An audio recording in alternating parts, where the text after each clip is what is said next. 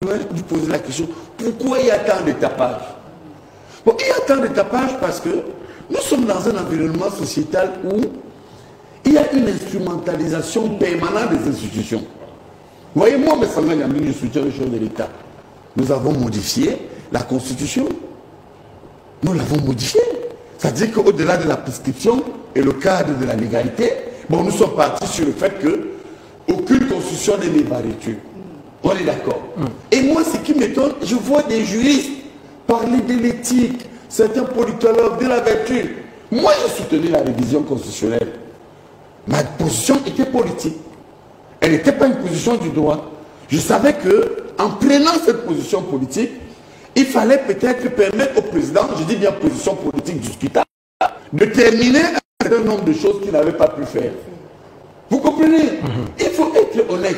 Bon, et puis, quand vous voyez le problème actuel aussi, qui suscite cette controverse, écoutez, lisez l'article 15, alinéa 2 de notre Constitution, sur le mandat, vous lisez l'article 1, le député est élu pour 5 ans. Article 2, toutefois, son mandat peut être prolongé à condition que 3 points de suspension. Mais on a pris pour cette exception juridique du renvoi permanent. Nous avons en fait maintenant une norme. Hein, Yvonne, ma soeur, Yvonne, je suis heureux de vous revoir ici. C'est ma soeur, Yvonne. Nos mamans sont liées et nous nous connaissons. Yvonne m'a bagarré, j'avais 5-6 ans. Donc quand vous comprenez que... Ça ne la rajeunit pas. Oui.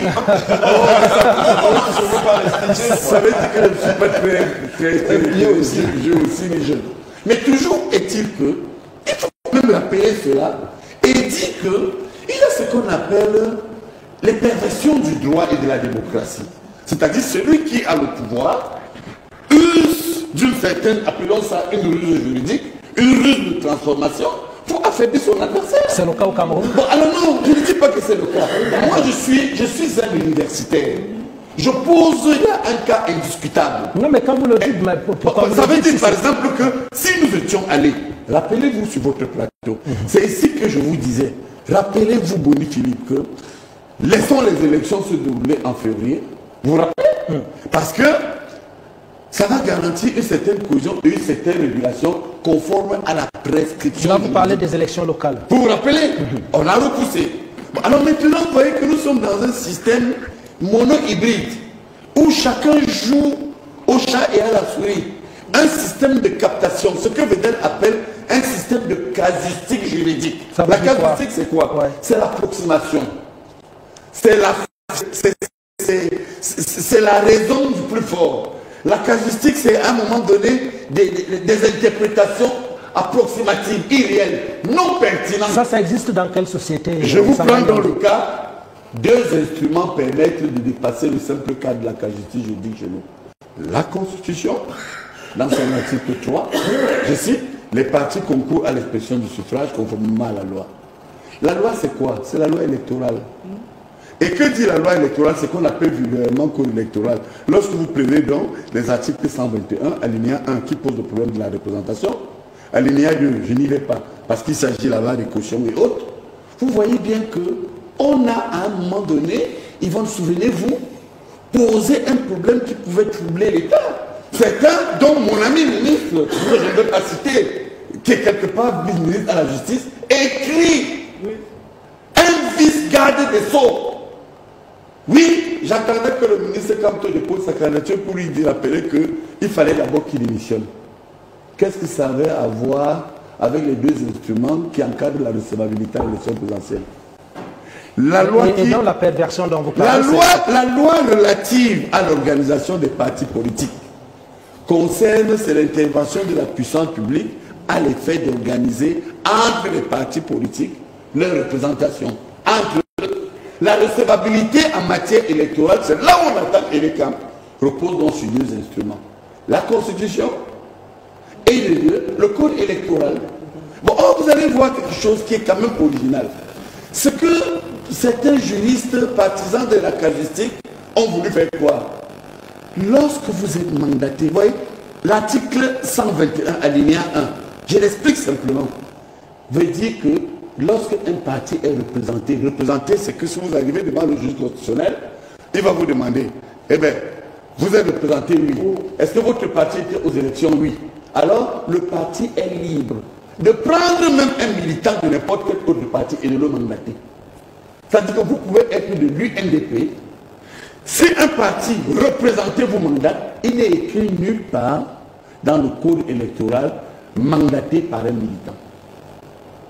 On a deux types de lois et de constitutions. Les constitutions souples et les constitutions rigides. Vous venez donc que certains juristes se lèvent.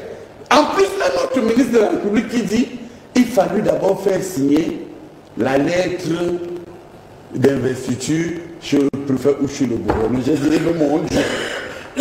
Lorsque j'ai donc depuis Paris, dans mon modeste bureau de la Sorbonne, sorti un truc pour dire que la candidature, la recevabilité de la candidature du professeur Camteau ne suit aucune contestation juridique, personne ne m'a répondu. D'accord. Tous m'ont appelé pour me dire oui. Ça veut dire que la conformité, dire si la décision, et rappelons-le, du conseil électoral est conforme à la Constitution, dans le cas du ministre Camteau, moi je pense, au regard des éléments qui sont à ma possession, je ne voudrais pas les influencer, que logiquement, elle ne pose aucun problème. Pourquoi? Trois raisons, et je chute là-dessus.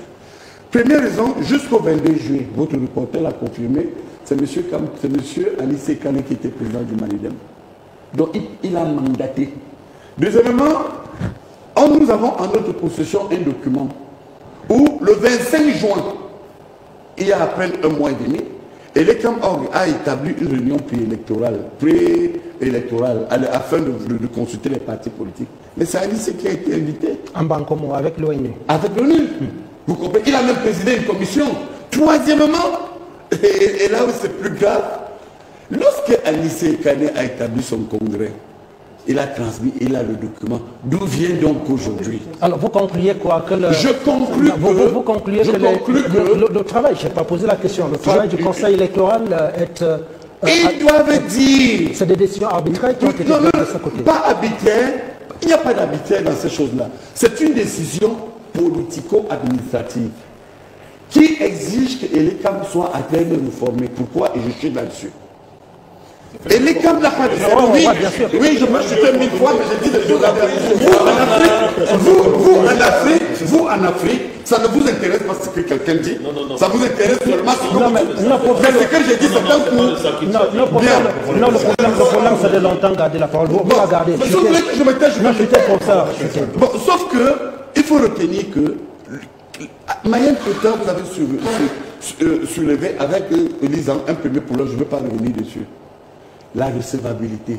Moi, lorsque j'étais assis à l'ERI comme chef de département, et nous ordonnions la recevabilité des candidatures au concours, quand un dossier n'est pas complet, on ne le prend pas. Vous comprenez un peu? Comment on peut comprendre, comme il a dit, qu'à 35 ans, on prend un dossier? Mais il faut d'abord comprendre qu'il y a aussi quelque part une faillite de l'ECAM dans la recevabilité. Bon, mais il y a une collecte, il y a la phase de collecte. Là, on ne discrimine pas. Il y a ce qu'on appelle en droit. Permettez-moi encore de convoquer le droit. Non, pour ça, passons la parole. Mais vous dites collecte, c'est vulgaire. Moi, je voudrais vous dire que le droit conditionne. C'est une prescription. Quand on vous dit pour faire le concours, il faut la connaissance, il faut le diplôme, il faut ci et ça. On va vérifier si le diplôme est faux après. D'accord. Là, c'est faux après, ce n'est pas ça.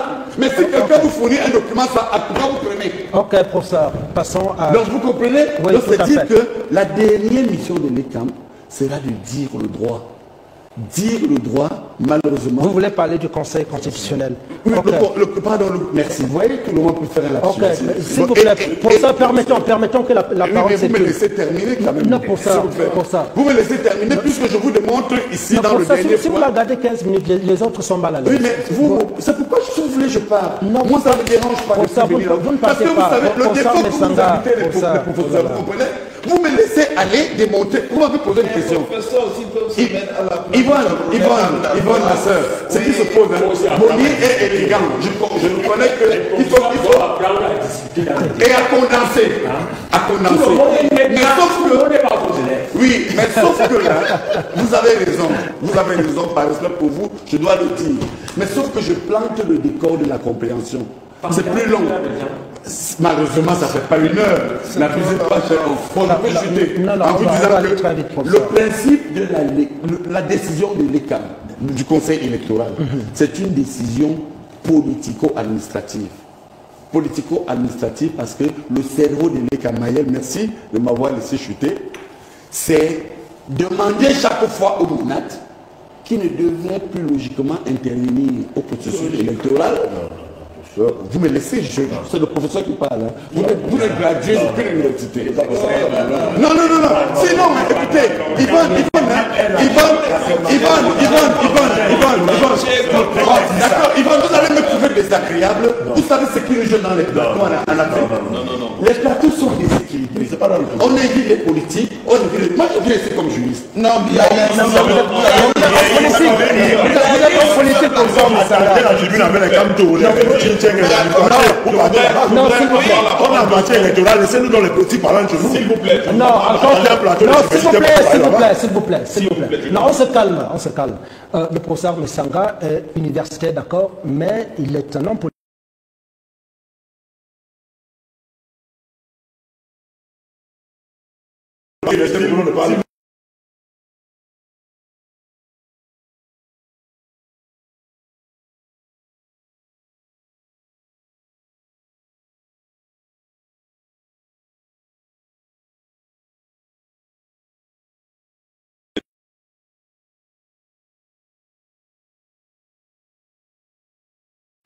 Casquette pour mettre en exergue celle qui la rend quand il veut défendre une position.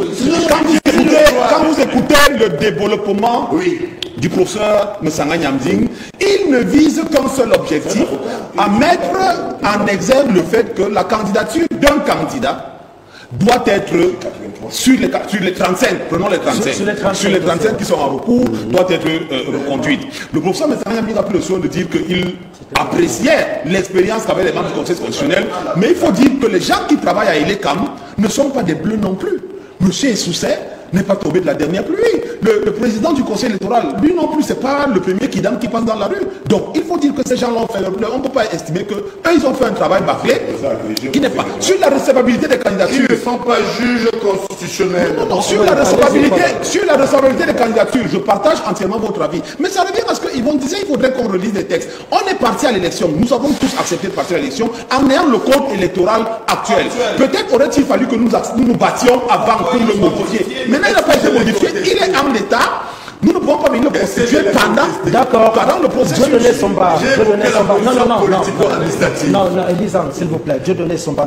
Est-ce que vous pensez, Dieu donnait son bas, que les partis politiques sont suffisamment préparés pour affronter le contentieux dans le respect des lois?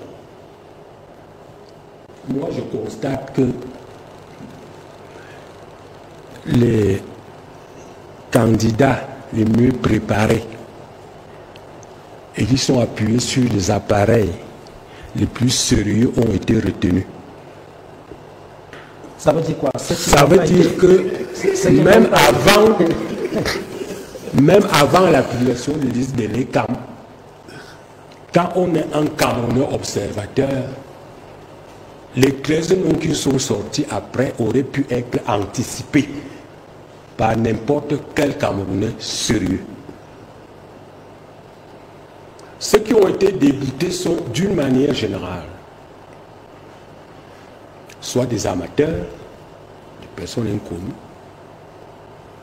soit des gens qui s'appuient sur des appareils politiques essentiellement instables, soit des gens qui eux-mêmes sont instables. Mais vous n'êtes pas dur là, Dieu donné. Oui, c'est sa position. Dieu donné son était un ingénieur. Un ingénieur, c'est qu'il constate et prend acte. Je dis donc que les 13 candidats qui ont été retenus sont ceux qui, pour n'importe quel observateur objectif, devaient être retenus. Mais j'ai écouté une émission chez les confrères de Radio France Internationale avec l'avocat Claude Assira, avocat au barreau du Cameroun, et avec une radio qui présentait quand même Maurice Kamto comme le leader de l'opposition camerounaise. Et donc vous voulez dire que quelqu'un peut avoir ce statut et ne pas être sérieux, Dieu donner son bas. Mais bon, les gens qui entrent en rébellion ne sont pas nécessairement en minorité. Politique, de la formation politique qu'il a portée. J'ai dit, écoutez, il faut qu'on se comprenne bien. Je vais revenir sur ce point. Mais être leader ou se proclamer leader de l'opposition ne fait pas de vous nécessairement un leader sérieux et ne fait pas de votre appareil un appareil sérieux. Il y a des révolutionnaires, des anarchistes qui gagnent derrière eux des millions de personnes. Mais je dis que les gens qui respectent la République, qui respectent les hommes, qui respectent l'État, tous ceux-là ont été retenus. Anissé Kane estime, je ne sais pas. Bon, maintenant. Anissé Kane estime que vous n'êtes pas, que vous êtes insultant et illéger. Traiter Kanto de pas sérieux, c'est. Bon, enfin, il faut dire vraiment, c'est minable. Moi, si je trouve ça, c'est grave. J'ai dit, hein, ce n'est pas Anissé. Anissé Kane peut m'enseigner quoi?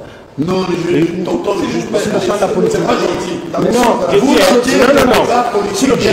posture. Il y a des gens qui prennent billard à terre, nuit et jour. On ne les a jamais empêchés. Il faut laisser les gens, il faut laisser vos petits moraux là. Ce n'est pas quelqu'un qui me paie ma pension. Hein. Vous voyez? Vous me laissez tranquille avec mes positions.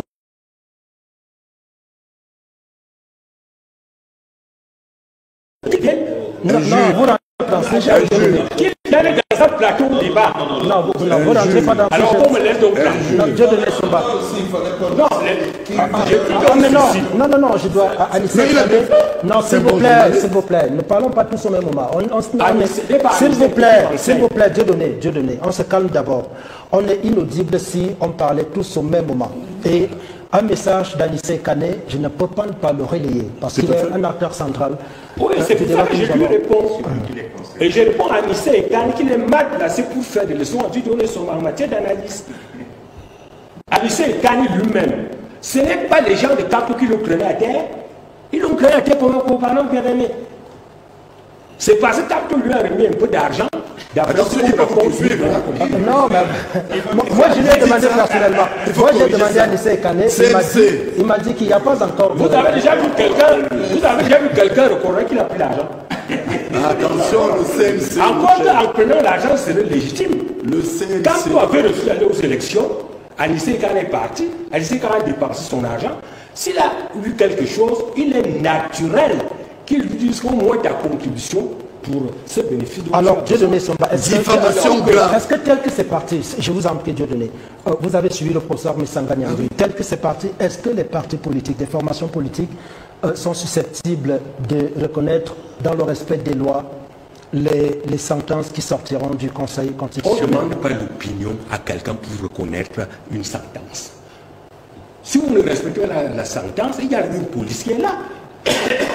Vous connaissez un monde qui va fonctionner sur la base des gens qui acceptent les sentences.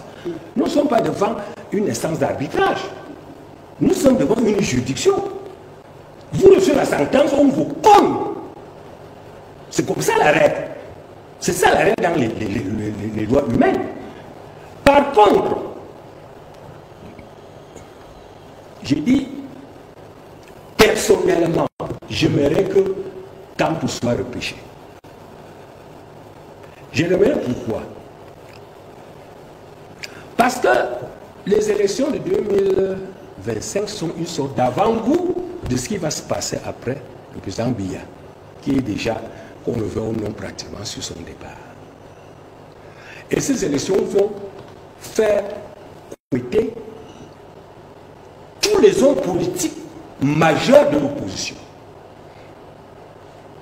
Tous les hommes du nord au sud de l'Est. Mais on en a déjà à Kerimuna, je dis bien tous les hommes. Laissez-moi parler. Je dis bien tous les hommes. Ça, c'est pour moi. Si on ajoute Kanto dans le rang de ceux qui sont retenus, nous avons déjà véritablement le paysage total de notre opposition. Kanto opposant. Pardon? L'opposant. Non, laissez-moi finir. Kanto n'est pas opposant. Elisa. Vous ne pouvez pas dire une chose comme ça. Non, par rapport à... Nous avons une historique, moi je suis statisticien, nous avons une historique des résultats. Benogouba, c'est pratiquement 20% dans une élection présidentielle. Il est majeur. Le FD avec le SDF, c'est pratiquement 36%, c'est un majeur. Et il y a des gens en émergence comme Cabral. Et il y a... Donc moi je pense que, tantôt, disons, créditons-le de 14%. Je pense que, personnellement, les prochaines coupures, ce n'est pas pour battre bien. C'est beaucoup plus pour montrer qui on est. Donc bien ne peut pas être battu.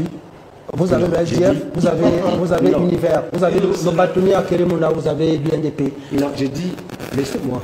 Non, mais je voudrais que vous leur disiez, ils sont là parce qu'ils espèrent que leurs candidats pourront... Non, sinon, quand vous posez des questions, ça veut dire que vous voulez m'emmener à des développements que vous allez interrompre. Non, je ne vais pas vous interrompre. Je dis donc que les élections 2025 doivent nous présenter les gens qui vont compter après. C'est ça, c'est dans ma position. C'est pour ça que je voudrais que quand on soit là, parce que tout compte fait, il représente une part significative des électeurs. J'ai cité Bello Bouba, Issa Chirou, Joshua aussi, Cabral Lévi, Serge Espoir Matou, Akérémouna, et il faut quand même. Parce qu'avec ça, nous avons Madame déjà... Dabjoya aussi, hein. Dabjoya aussi, bien sûr. Nous avons déjà, n'est-ce pas, vraiment l'essentiel des acteurs qui ont montré une certaine présence significative sur le champ politique. Robert Moutiamba, ça nous dit le motif de pluralité d'investiture n'existe pas dans le code électoral. Il a raison. Ouais, là, je lis des messages qui tombent dans mon numéro privé. C'est pour ça que Pluralité des candidats n'existe nulle part. Moi, je ne souhaite même pas en rapport avec le brouhaha que Campus et ses partisans font. Non. Je ne le souhaite pas pour une quelconque menace. Je le souhaite tout simplement pour la visibilité. Et donc vous seriez contre les appels à descendre dans la rue qui sont lancés depuis un certain temps par... Mais c'est des choses... Moi, j'ai fait pas des profils où je leur ai demandé que n'aggravez pas votre situation. On ne ménage jamais les juges. L'une des caractéristiques de la justice dans le monde entier, c'est qu'il ne faut jamais donner l'impression qu'on exerce des pressions sur les juges. Oui, mais l'on vous a demandé dans votre post que vous avez publié sur les réseaux sociaux Dieudonné Somba, mais est-ce qu'on respecte quoi la tenue ou le comportement de juge ou la loi? C'est-à-dire que si, quand vous allez dans un procès, si je venais avoir une attitude désobligeante vis-à-vis d'un juge et que je suis dans mes droits, le juge me donnerait tort parce que je serais mal comporté. Non, ce n'est pas ce que j'ai dit. J'ai dit que toutes les décisions de justice sont motivées dans le monde entier. Le bon comportement devant la justice peut amener le juge à être un peu plus tolérant. La justice n'est pas menée par des machines au profit d'autres machines. Elle est menée par des hommes au profit d'autres hommes. Si vous passez votre temps à menacer les juges constitutionnels, même ils seront intransigeants. Vous dites, oh, pourquoi? Parce qu'ils peuvent dire que c'est monsieur, même si on lui donne raison, il va croire qu'il a eu raison parce qu'il nous a menacés. Et les juges sont plus attachés à leur statut et à leur image, plus que même à la justice.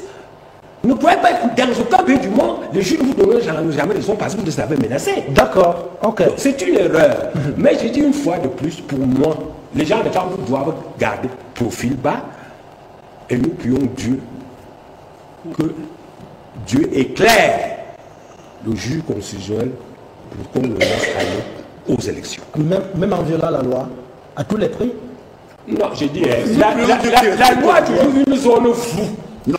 Hein? Les juristes disent non. Attendez, j'ai dit. Non, j'ai dit, professeur. Oui, professeur. Vous savez très bien que les circonstances atténuantes ou les circonstances aggravantes accompagnent toujours tout verdict. Oui, ça veut dire que quand on dit... Il y a quelquefois même... Ça veut dire que c'est le pardon, on tolère, mais on dit bien qu'on va appliquer la loi, mais en tenant compte... Voilà, c'est ce que je dis. D'accord. Vous ne pouvez pas exclure ces aspects-là. Seydou Maïdadi, Seydou Maïdadi, est-ce que, je vous pose la même question, les partis politiques, vous êtes vos collègues, les partis politiques, eux qui n'ont pas eu la chance de ne pas être recalés par le Conseil, en tout cas pour que les choses se passent bien pendant les audiences? Non, vous savez qu'il y a deux confusions qui se font, mais je comprends ce que veut dire mon frère et mon ami Maïdadi. Dans le processus de construction des normes, oui, la sensibilité politique peut jouer.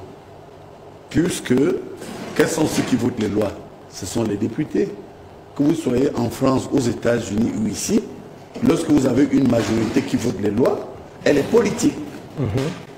Mais ce que les juristes, tous les juristes qui nous écoutent ne peuvent pas accepter, c'est de dire qu'une fois que la norme est prescrite, il y a l'esprit de la loi, il y a la lettre de la loi. C'est ce que nous appelons le principe de la légalité. Il n'y a pas deux interprétations. Est-ce que les juristes et avocats en tiennent compte lorsqu'ils ont des intérêts? Oui, c'est pourquoi vous voyez que... C'est pourquoi je vous dis, il y a deux types de juristes. Il y a ceux qui font ce que j'ai appelé, du point j'emprunte ça à Vedel, la casuistique juridique, la distraction, l'approximation, ils essayent de... Mais il y a ce qu'on appelle des juristes praticiens, ceux qui sont attachés au principe de la légalité. La légalité, c'est quoi? Que dit la loi? Mais ce que je dis à mon frère et à mon ami Maïdadi, dans le processus de mise en place des normes, oui, on a des sensibilités. Vous voyez, même en France, on vous dit à 2 tours, l'autre vous dit en 1 tour, l'autre vous dit limitation de mandat, l'autre vous dit pas de limitation de mandat. Oui, dans le processus de prescription, vous savez que vous avez une majorité, vous pouvez jouer là-dessus. Mais dans le cas de la décision du juge constitutionnel, il y a une seule question qui sera mise au jour concernant le professeur Kamto. La seule question est de savoir, est-ce que la décision du Conseil électoral est conforme à la loi? Moi, je dis non. Pourquoi? Je le dis et je le prouve. Vous savez, en droit, Yvonne, ma soeur, tu es une excellente juriste en plus. En droit, c'est la référence. Quand vous affirmez avec autorité non, je m'appuie sur le 22 juillet, M. Anissé Kane est encore dans le site du MINAC comme président du Manidem. Oui, il faut être ferme. C'est un peu ça la dignité de ce corps noble des juristes, et des avocats et des juges. Mais est-ce que le site est un élément juridique pour ça? Lequel? Est-ce que le site peut être considéré comme élément juridique? Non. Sur lequel on peut s'appuyer? Alors, si vous dites que ce n'est pas un élément, vous savez que j'ai bien peur de croire que vous attaquez mon maître politique. On n'attaque personne. Vous savez pourquoi? Permettez-moi de vous démontrer quelque chose. Attendez, madame. J'ai été dans un échange, ma sœur, où certains sont venus me dire que, et attention, des membres du comité central, où j'ai été membre du comité central pendant 12 ans, ils m'ont dit, mais en réalité, si on pose le problème de ça, que c'est un problème de la popularité, on doit rejeter celle du président Paul Biya. Moi, je dis non. Pourquoi? Sachez que le président Paul Biya, pour moi, en tant que juriste, n'est pas qualifié parce que la loi est bonne. Il est qualifié parce qu'il y a une coutume juridique. Lisez l'article 19 des statuts du RDPC. J'ai été parmi ceux qui ont conçu ces statuts révisés avec le ministre Sadi, sur l'autorité du ministre René Sadi, qui nous écoute. Nous étions 3 avec ces statuts, Joseph Ouona, Don Soumek et Messanga Yambe. Je connais les 97 articles de tête et les 102 articles du règlement intérieur. Si vous voyez bien le fonctionnement de cet ancien parti où on m'a exclu, mais que j'adore toujours, moi je n'ai jamais dit du mal du RDPC et je ne le ferai jamais. Pour des raisons idéologiques. Je me suis approprié la rigueur, la modélisation. Sans pour regarder. Vous ne croyez pas qu'il n'a jamais dit du mal? Je ne traîne pas avec vous. Oui. Je me plateau. Oui. La dernière fois que j'étais ici. Oui. L'ancien camarade de Sanga Yandi a passé toute sa litanie à descendre. Parce qu'il ne comprend rien. Non, je suis biaïste. Vous savez, je parle du RDPC, pas de Paul Biya. Je parle du RDPC, pas de Paul Biya. Écoutez-moi bien. Monsieur Elizanga, je n'ai ni peur de vous, Et je n'attends rien de vous. Moi non plus. Bon, alors, à partir de vous êtes un grand mendiant qui passe quand vous avez dit non, mendiant politique. Mendiant politique. Non, la mendicité politique.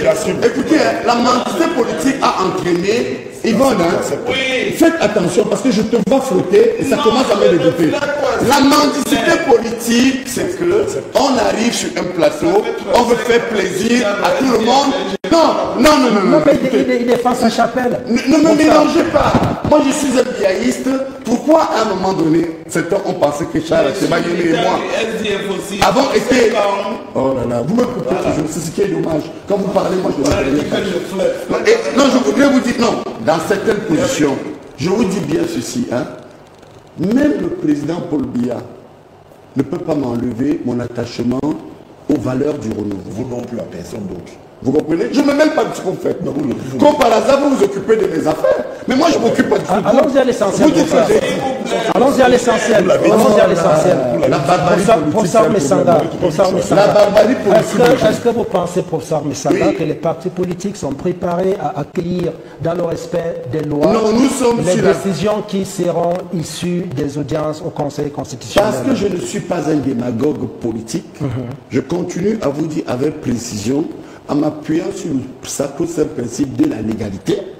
J'ai dit sur votre plateau, on nous écoute à mon division, qu'au regard du fait que jusqu'au 22 juillet, c'est M. Anissé Ekane qui figurait dans la tabloïde. Il y a 35 Oh, elle me coupe pas. Je l'ai acquis par les autres. Vous savez, madame, c'est mon tour. Pour ceux-là, ce sont des Camerounais aussi. Ah oui, je ne vais pas jouer à votre jeu. Quel jeu? Vous savez, moi je m'occupe d'un candidat ici. Constituez-vous un avocat.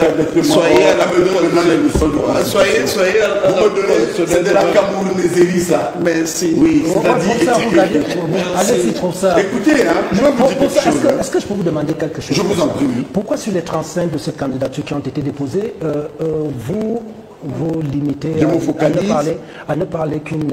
Parce que ce monsieur... Vous articulez énormément sur... Alors que les autres sont camerounais, comme elle dit. La question est très bonne.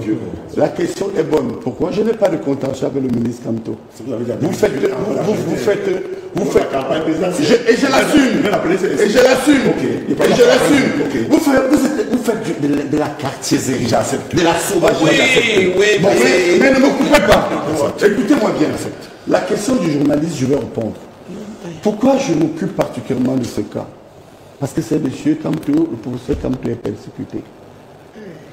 Le professeur Kamto a entraîné dans ce jeu politique, en fait, quelque chose qui est caché, des anti-bamileke qu'il exprime à travers Kamto. Je ne suis pas un tribaliste. Paul Biya n'est pas un tribaliste. Et ce que je fais là, c'est ce que Paul Biya est. Un homme ouvert qui a toujours été tolérant. Et cette tolérance, malheureusement, vous avez aujourd'hui des personnes qui estiment que M. Kamto, parce qu'il est bamileke, parce qu'il est menaçant, parce qu'il mobilise apparemment plus que les autres opposants, doit être mis de côté. Vous voyez pourquoi je dis que vous êtes un journaliste intelligent. Mais lorsque vous affirmez, qui l'a dit, le Conseil électoral par exemple? Non, ce que je veux dire... Qui l'a disqualifié? Non, là vous faites des affirmations sur lesquelles... Non, je dis que le Conseil électoral a disqualifié le ministre Kamto. Vous voyez, regardez-moi bien, je suis sérieux. Pour des raisons politico-administratives que je démontre. Il n'est prescrit nulle part dans les deux instruments juridiques qui encadrent la recevabilité à une candidature, que sont la Constitution et le Code électoral. Il n'est inscrit nulle part pluralité des candidats. Et vous m'avez coupé, parce que je disais quelque chose de très intéressant concernant le président Paul Biya, que je soutiens. Si vous appliquez l'article 19, je peux vous citer cet article. Les investitures au sein du RDPC s'opèrent par le comité central. Les investitures des candidats à l'échelle nationale et à l'échelle régionale. Donc quand je dis que le président Paul Biya a été investi, lisez l'article 19. Le Congrès élit. Non, lisez l'article 19. Bon, lisez là, lisez, je vous donne mon temps, lisez. Bon, article 19, oui, suivez, oui, lisez. Article 19, suivez bien. Ça dit quoi? Non, des statuts. Des statuts. Oui, que le Congrès élit, premier tiret, le président national du parti. Oui. Deuxième titulaire, les membres du comité central au scrutin de liste. Oui. Et les membres suppléants du comité central au scrutin de liste. On parle de ce là. Bien. Ça veut dire que vous avez... Est-ce que ce que je dis est correct? Vous avez dit quoi? Le congrès, je parle de l'investiture. Je répète, article 19. Pardon. Je vous dis bien que... Maël, pardon, si vous avez votre téléphone, à taper l'article 19. Allons-y. Écoutez-moi bien. Mais dites le nom de secrétaire. Vous me dites, allons-y, demandez à ce monsieur le secrétaire. J'ai dit que les téléspectateurs qui nous écoutent ouvrent l'article 19 du statut du RPC. L'investiture du candidat est effectuée effectivement par le Congrès et le comité central.